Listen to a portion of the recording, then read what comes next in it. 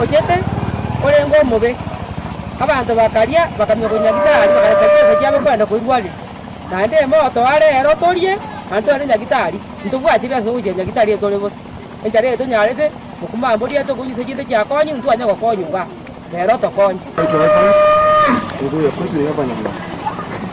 Shida moja tunayo ni barabara, vile mmesikia wenzangu wamesema, na shida nyingine na wakati mwingine kulikuwa na mashishi huku, sehemu nyingine alifariki kakura, kasemekana imeletwa na mheshimiwa, watu wakakura wakaarisha tumbo wakapeleka kwa hospitali.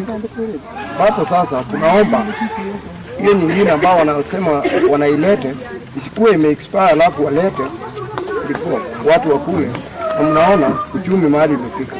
Tunawaomba mtuangalie kiafya, sio tu mnatuangalia wakati wa kura, mkuje na shilingi 50 mtudanganye alafu mnatuletea vitu ambazo zinatuamivu. Tuangalie sana kwa vile chakula mkilete msituletee vitu zina expire, kwa sababu hiyo ndio mazoea imekuwa. Mnaleta huku nyuma.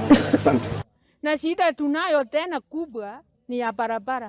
Kufika kwetu hata kama mnatuletea hiyo chakula mtapita wapi? Hatuna barabara. Tena hatuna njia ya kupata maji. Tuko na shida sana.